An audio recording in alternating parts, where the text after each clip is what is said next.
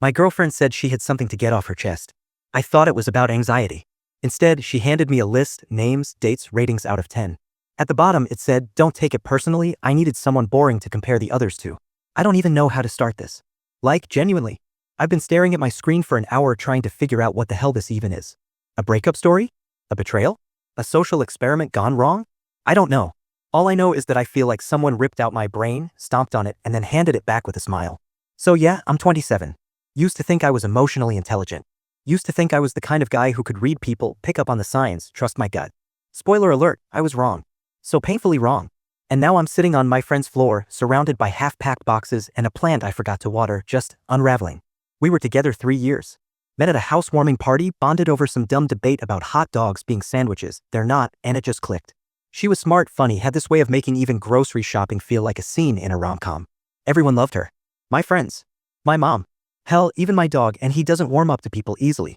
But that's the thing about people who are good at making others feel special, they know exactly how to fake it. I thought we were solid.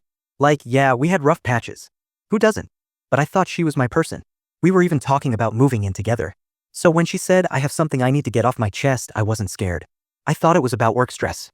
Or maybe her anxiety acting up again. Instead, she gave me a list. And what was on that list? Well, buckle up. We met at this random housewarming party in Echo Park. You know the type, half strangers, half people you kind of know from Instagram. I almost didn't go. I was dealing with a migraine, hadn't slept, and honestly just wanted to order takeout and watch reruns. But my friend Nate dragged me out, said I needed to get back out there after my last breakup. I wasn't expecting anything. And then she was there. Maya. Blue eyeliner, chipped nail polish, holding a bottle of red wine she didn't even open. She was standing by the sink arguing with someone about whether hot dogs count as sandwiches. And she was winning. I jumped in, half joking, half curious, and we just clicked. It was easy. Dumb, but easy. We ended up sitting on the floor, sharing stale pita chips, and talking about our favorite conspiracy theories like we'd known each other for years. It didn't feel like fireworks. It felt like warm soup. Like putting on a hoodie right out of the dryer. Just, right? I was 24 at the time. Freelance UX designer, trying to save for my own place, living with 2 roommates who never did dishes and had loud TikToks on full blast at 3 a.m. My dating life was meh. I wasn't lonely exactly, I had friends, hobbies, a decently fulfilling job. But I missed connection. The kind that doesn't require translation. Maya gave me that. At least, it felt like she did. The first few months were classic honeymoon. Making playlists for each other. Falling asleep on FaceTime. Showing up with snacks after long days. She once brought me soup and a weird crystal when I had the flu. Said it was for clearing throat chakras. I thought it was hilarious. And kind of sweet. She was weird in the best way. Knew random facts about bees. Could name any country's flag. Had a childhood fear of garden gnomes. That kind of weird. The kind that makes you feel like maybe the world's not so boring after all. My friends liked her. My mom liked her. She remembered birthdays. She brought my dog treats. She made those little Instagram story collages with hearts and sparkles and called me her safe space. I bought into all of it. I mean, why wouldn't I? We didn't rush anything. No pressure. No ultimatums. But we were slowly building a life. Weekend trips. Cooking routines. Inside jokes. I even started setting aside money for a shared apartment. Not a ring or anything, but like future stuff. The funny part? Looking back, there were little cracks. But they were dressed up in charm. Like how she never liked to label things. Let's just feel it out. Or how she always kept her phone upside down. Too distracting, she said. And yeah, she had this habit of disappearing for a day or two, no drama, just suddenly needed space. But I figured, hey, people are different. We all have our stuff. And I didn't want to be the insecure boyfriend, you know? The guy who checks texts or asks too many questions. I trusted her. Like really trusted her. She was the first person I told about my panic attacks. About my dad walking out. About the way I sometimes can't sleep unless there's white noise playing. And she didn't flinch. Just held my hand and said, "I got you." So when she sat me down that day, when she said she had something to get off her chest, my brain didn't even go to anything bad.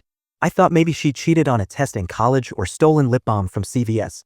Maybe she wanted to open up about her fear of commitment or some repressed trauma. I was ready to support her. But instead, she handed me a list. A literal printed list. Bullet points. Names. Dates. Ratings. And at the bottom, she wrote, "Don't take it personally, I needed someone boring to compare the others to." I think my brain short-circuited. Like, I didn't even react at first. I remember staring at the paper thinking it was a joke. Like maybe she was doing some weird art project or writing a book or... I don't even know. But no. She was dead serious. She stood there, arms crossed, looking like she was giving a TED talk. Meanwhile, I felt like someone just drop-kicked me in the soul. I didn't yell. I didn't cry. I just said, "Why?" And she smiled. Not an evil smile. Not even smug. Just the soft, condescending look like she was doing me a favor. She said something about curiosity. About mapping patterns. About being honest. That was the moment I realized I never really knew her. Like, yeah, I knew what snacks she liked and what movies made her cry and how she hated the sound of zippers. But I didn't know this version. The one who saw me as a control variable in her little science experiment. The one who could write 6.8, could kiss her, kinda needy, next to my name and hand it to me like it was feedback on a group project. I wasn't her boyfriend. I was a case study. And suddenly everything clicked. The weird disappearances. The just friends she never explained. The phone turned screen down. The passive-aggressive jokes about how monogamy is a scam. I'd been played.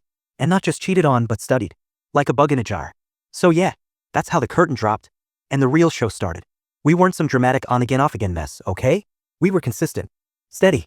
The kind of couple people call goals on Instagram, except we weren't the type to post every single brunch photo. Well, I wasn't. She had a private story on Snapchat with more emotional whiplash than an indie drama. But whatever. I wasn't snooping. I was trusting. Classic. Anyway, we did all the couple stuff. Farmers markets. Netflix binging. Arguing over where to order takeout and then just defaulting to Thai. She used to tuck her cold feet under my thighs on the couch and call me her radiator. Gross, but also kind of cute. You know how that phase goes, everything's weirdly romantic if you think they're your forever person. Looking back though, there were signs. Of course there were signs. That one guy who kept reacting to all her stories with fire emojis, yeah, him. The fact she always flipped her phone screen down when we ate. The way she once called me by her ex's name and then played it off like she was just tired. But I chalked it all up to stress. Or insecurity. Or, you know, the million things people say to themselves when they're invested. I think the first real crack showed up around year 2. Subtle stuff. Fewer "I miss you" texts when I was traveling. Less enthusiasm about trips we'd planned together. Once she straight up bailed on my friend's wedding after RSVPing "can't wait" and sent a single text, "headache. Sorry. No follow-up. No phone call. Just silence." And me? I excused it. Told myself she was overwhelmed. Gave her space. Even brought her soup the next day and she acted like I'd done something weird by caring. That should have been the moment I knew something was rotting underneath, but no, I doubled down. Because love, right? My friends tried to warn me. Not in a she's evil way, more like a "hey, you okay" kind of vibe.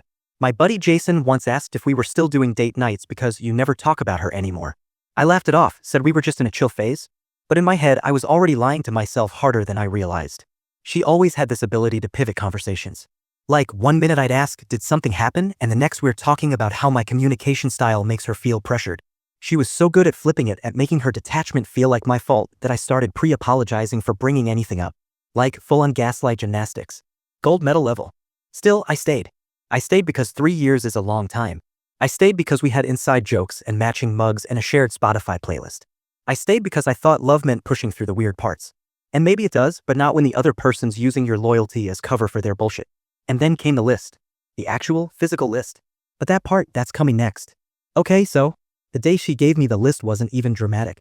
That's the part that low-key haunts me the most. There was no fight, no tension, no weird energy.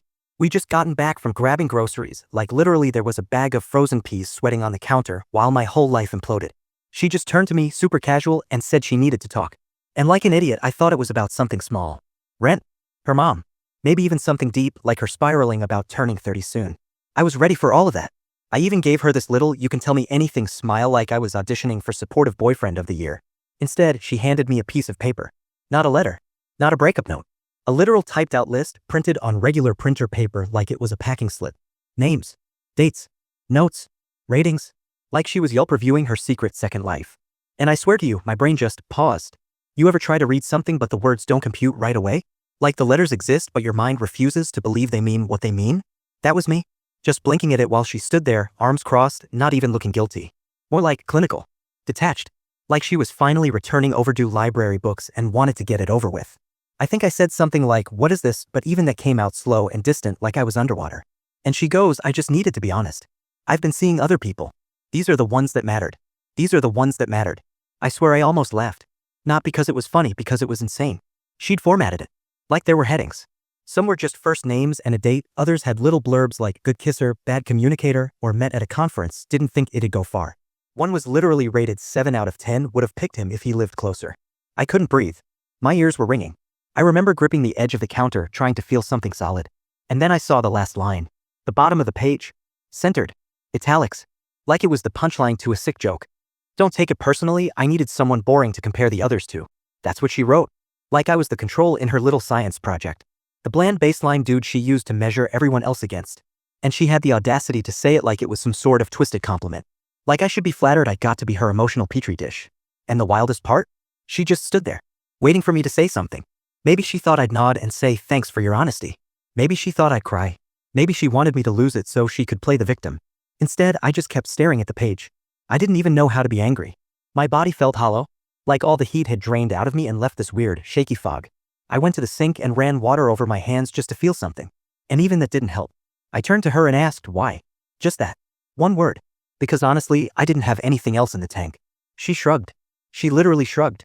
Said something about how I wasn't exciting and how the list was her way of being scientific about her feelings. She wanted to make sure she wasn't settling. Like love was a spreadsheet. Like I was a line item next to mileage and refund policy. I think I blacked out for a few seconds after that. Not literally, just emotionally. Like my brain was rebooting. I remember walking into the hallway sitting on the floor with my back against the wall and just existing. Not crying. Not yelling. Just sitting. Staring at nothing. And I kept thinking about the list. About how long it must have taken to make. About how intentional it was. About how many choices she made to hide this and how she never slipped. Not once. Never left a clue. Never got sloppy. That kind of cold? That's calculated. Eventually, I got up. Grabbed my keys. Didn't pack anything. Just left. Got in my car, drove to a random parking lot behind a strip mall, and sat there eating cold fries from a bag I found under the seat. I wasn't hungry. I just needed something to do with my hands. My phone kept buzzing. Her name. Again and again. I didn't answer. Just watched the screen light up, then go dark, over and over. Like a pulse. Like a countdown. And I swear for a moment I thought maybe I was the one going insane. Like maybe I misunderstood. Maybe the list wasn't real. Maybe this was all some dumb performance art piece she was planning to post online. But it was real. Too real. And now it was mine to deal with. Eventually, I drove to my friend Leo's place. Didn't even warn him. Just showed up, rang the doorbell, and when he opened the door, I think I just mumbled something like, "Is your couch still ugly?" He let me in without questions. Leo's the kind of friend, the one who keeps cereal in his freezer for some reason and somehow always has a clean towel for you. Honestly, I don't think I even said the word cheated until an hour later when I was sitting on his floor with a warm beer in my hand and some random YouTube video autoplaying in the background. I didn't show him the list right away. I couldn't. It felt radioactive. Like if I looked at it too long it'd brand me with loser energy permanently or something. But I told him the basics. And he didn't say, "I told you so." Didn't call her names. He just handed me a fresh beer and said, "Okay, that's messed up," which honestly might have saved me from completely spiraling. We sat in silence for a while, and I remember just zoning out on the stupid lava lamp he had on his shelf. Like full-on existential staring. I was trying to remember every moment she ever said she loved me. Every time she laughed at my jokes or reached for my hand or said she missed me when I was gone. I was trying to figure out which parts were fake, which pieces of my life were props in her little test group. And yeah, I started spiraling. Like, was I really that boring? Did I miss every red flag? Was there something wrong with me? Should I have been more? I don't know, adventurous? Louder? Taller? Was I just the safe option until she could upgrade? Leo tried to talk me down, but I could tell he didn't know what to say. And I get it. This wasn't just cheating, this was some weird, manipulative science fair project with my self-worth as the subject. I felt like a human placebo. Eventually, I showed him the list. His reaction? He laughed. Not in a mean way, more like a stunned, "What the hell am I looking at" kind of laugh. He said it looked like a fantasy football roster. And then he got serious and said, "Dude, this is sociopathic." Like, genuinely. We ended up printing the list again and burning it in his backyard fire pit. Very dramatic. Very cathartic. But even as the flames ate the paper and the ashes blew into the wind, I couldn't shake the weight in my chest. Like I'd swallowed cement. I barely slept that night. Every time I closed my eyes, I saw that sentence again. Don't take it personally, I needed someone boring to compare the others to. Who even writes that? Who even thinks that? I kept replaying everything, every late night conversation, every grocery run, every birthday and dumb inside joke and quiet moment on the couch watching reruns. Were those all just data points to her? Like, was I ever actually loved? Or was I just the emotional control in her little experiment? And honestly, yeah, I started to feel a little unhinged. Like I was the villain in some indie movie she was going to blog about later. 3 years with a decent guy who never lit my soul on fire. Here's what I learned about mediocrity. At some point around 3 a.m. I opened my phone and went back through our texts. Not because I missed her. I just wanted to see it, the slow erosion of truth. And yeah, it was there. Little things. Delayed replies. Passive-aggressive comments framed as jokes. That one weekend she went to her cousin's wedding and posted no pictures. The puzzle pieces were there, I just never put them together. And the next morning I realized something that fully knocked the wind out of me. She wasn't sorry. Like, at no point did she say, "I regret it." No, "I'm ashamed," no, "I wish I hadn't hurt you." Just this cold, clinical logic like she was laying out a thesis defense. Like betrayal was a footnote. Like I was supposed to nod along and appreciate the honesty. And that's what broke me. Not the list. Not the lies. But the fact that she genuinely thought what she did made sense. That treating people like control groups was somehow noble because at least she told the truth in the end. Anyway, that was day one. The worst part? It wasn't even the worst part yet. The next few days were this weird blur of half functioning. You know when your body's just on autopilot but your brain's stuck in buffering mode? That? I still went to work. Still answered emails. Still smiled at the barista who remembered my name and asked if I wanted oat milk again. And yeah, I said yes even though I hate oat milk. I just didn't want to explain anything. I didn't want to talk. I didn't even want to think, just move, nod, breathe. Meanwhile, my phone kept lighting up. Not from her. From mutuals. Friends who didn't know the full story yet, who were still under the impression we were going strong. Group chats. Instagram tags. Dumb memes she'd probably sent me 2 weeks ago, still floating in notification purgatory like ghosts. One of them even messaged me asking what I was getting her for her birthday. I almost threw my phone into a storm drain. And the worst part? I hadn't blocked her yet. I couldn't. I kept checking like maybe she'd message. Maybe she'd say something that would make all this not feel like a knife in the chest. Maybe she'd suddenly realize she actually messed up and this wasn't just closure for her but something that deserved guilt. Something that should keep her up at night too. Spoiler alert, she didn't. Not a single text. No, sorry. No, I didn't mean to hurt you. Nothing. Instead, 3 days after the list, I saw her on someone's story. Smiling. Same laugh. Same eyeliner. She was at a rooftop party, the kind of place we use to joke about being for people who peak too early. And there she was. Peeking. Meanwhile, I was eating microwaved spaghetti in a hoodie that smelled like heartbreak. I remember just staring at my screen like, wow. Okay. So I was the boring one. The placeholder. The guy you take cute couple pics with for 3 years and then toss into the recycling bin when you need room for someone who makes you feel alive. It wasn't even jealousy, not really.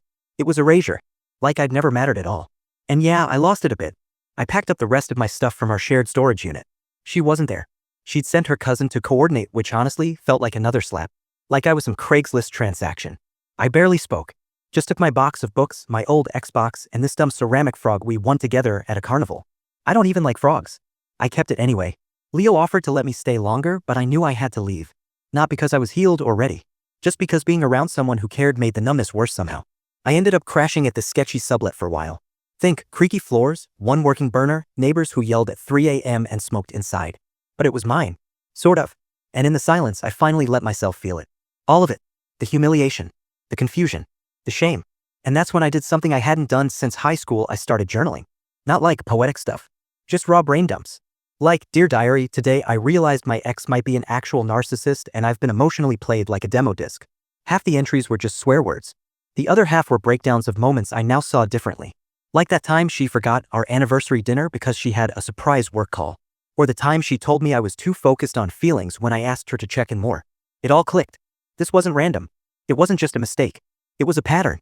She picked me because I was stable. Because I was safe. And when she got bored of safety, she used me as a mirror to reflect her chaos.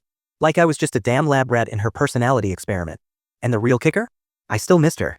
Not the version who handed me a list. But the girl I thought I knew. The one who danced in the kitchen barefoot and sent me dog videos when I was stressed. The one who held my face and said, I'm so glad it's you. Yeah, that version. The one that probably never existed. Anyway, I stayed in that sublet for 2 months. Ate a lot of noodles. Watched a lot of YouTube. Didn't delete our pics for way too long. Until one day, I just did. No ceremony. No playlist. Just clicked and wiped and threw my phone across the bed. I didn't cry. That was the scary part.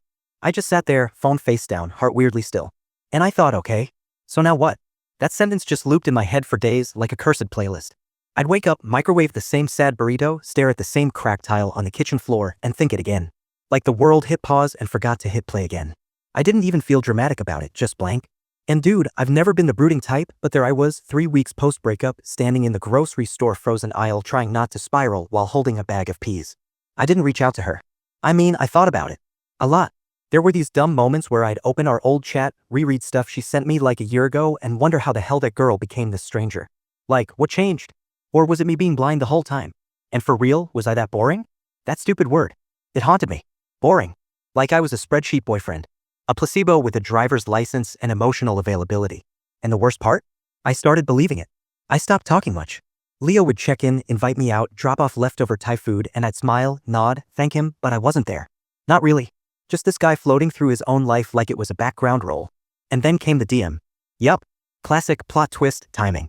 Some dude, let's call him Brad because of course, messaged me on Instagram. Said he was one of the guys on the list. Said he didn't know about me until recently. Said he felt like crap and thought I deserved to know everything. And boy, did he spill. Screenshots. Texts. Selfies. Freaking date recaps. One of them was literally from the night she and I had dinner for my promotion. She told me she was late because her Uber got stuck in traffic. Meanwhile, she was out with Brad eating sushi and giving me a Yelp rating in her notes app. I wish I was exaggerating. I didn't respond right away. I just sat there looking at those messages with this dull, vibrating rage in my chest. Not the kind that explodes. The kind that marinates. The kind that simmers for so long it starts messing with your sleep cycle. Eventually, I messaged back. Told him I appreciated the honesty, that I wasn't mad at him, that I hoped he got out too. He said she ghosted him a week after I found the list. Of course she did. And I know this sounds ridiculous, but that's when it hit me, I wasn't the only one she did this to. I was just the one she kept. The boring one. The baseline. I was the damn control group in her twisted little dating experiment. And yeah, it stung. But it also weirdly gave me back a piece of myself. Because for the first time, I wasn't blaming me. I wasn't spiraling about how I should have been funnier or more spontaneous or whatever. I was just seeing it. Clear as day. She didn't need me to be exciting. She needed me to be predictable. To contrast the chaos. To balance her lies. And when I stopped playing that role, when I started asking questions, needing depth, I became disposable. It was a script. And I'd finally read the last page. So yeah, I deleted her number. Blocked her on everything. Told Leo the whole story, finally. And he just sat there, holding a slice of pizza like it was a sacred relic, and said, dude, that's messed up. We laughed. Not a haha laugh. More like an exhale that had been stuck in my ribs for a month. And in that moment, greasy pizza, half-broken couch, bad movie on mute, I felt okay for the first time in a while. Okay didn't last long, obviously. Because like clockwork, she came back. Not in person. Nah, that would have required actual accountability. She sent a voice note. A freaking voice note. Who does that? I was halfway through folding my laundry watching old Vine compilations just to keep my brain from spiraling when it popped up. Just her name. No context. 1:43 minutes long. And yeah, I listened. Because I'm a clown, apparently. She sounded calm. Like weirdly zen. Started off with that soft, hey, like nothing happened. Said she'd been processing and reflecting and felt like we owed each other closure. I almost choked on my granola bar. She said, and I quote, that she didn't regret what happened, but she wished she'd been more honest about the methodology. Not even making that up. Methodology. Like she was presenting her TED Talk on how to emotionally demolish your partner. She ended it with, I hope you're doing well, and one of those passive-aggressive little sighs people do when they want to sound mature but are secretly hoping you'll cry. I didn't respond. Instead, I played that voice note for Leo and we just sat there in stunned silence before he paused and said, bro, methodology? We lost it. Like fully collapsed laughing on the floor type of lost it. And it was cathartic in the dumbest, most beautiful way. Because it reminded me she doesn't get to define what I meant to her. She doesn't get to retroactively frame our relationship like it was a thesis project. I'm not a variable. I'm not data. I'm a whole person. And yeah, maybe I was the boring one in her story. But I'd rather be boring than cruel. And that realization? It didn't fix everything. But it made me want to start rebuilding. On my terms. No experiments. No twisted logic. Just real, messy, honest life. Anyway, the voice note's still in my archive. Haven't deleted it. Not because I miss her or anything. Just, sometimes I play it back to remind myself how far I've come. How far she never got. Because in the end, being the control group meant I had nothing to prove. Nothing to fake. And nothing to hide. Alright, so here's where I am now, still unpacking the wreckage but standing on my 2 feet again. Not because there was some grand moment of epiphany, but because life just nudged me back into the groove of breathing and yes, even eating cereal without choking. I got a new apartment with flaky paint and weird echoing floors, exactly the kind of place nobody would text cute AF about, but I love it because it's mine. I spend random Tuesdays reorganizing by bookshelf, no rhyme or reason, just stacking books sideways when it feels right. I stopped checking her social media, I stopped waiting on her voice notes, I don't scroll for updates or nostalgia, I deleted that dumb playlist, replaced it with some jazz and ambient tracks, stuff I actually vibe with now. And my dog, yes, my awesome terrier, is back to snoring at my feet every morning instead of staring at me like I betrayed him. I still think about her list sometimes, especially late at night when my brain is drunk on silence and memories hit unexpectedly, but now it doesn't sting, it just reminds me of how twisted that whole thing was. How messed up it is when someone you love ranks you like a subpar iPhone case review, but mostly it reminds me how strong I am when I didn't run, when I looked that insult straight in the eye and said no thanks. I laugh about it with friends now, makes for some weird-ass party stories. Yeah, I was your research project once, wanna hear the deets? That kind of absurd honesty is medicine in group chat. So yeah, I'm not done unpacking the emotional baggage, but I'm done pretending my feelings don't exist or that I'm an accessory in someone else's narrative. And that's the kicker, sometimes the bravest thing isn't confrontation, isn't closure, isn't shouting or crying, it's just walking away with your head held strange and proud, with all your broken pieces still in one piece.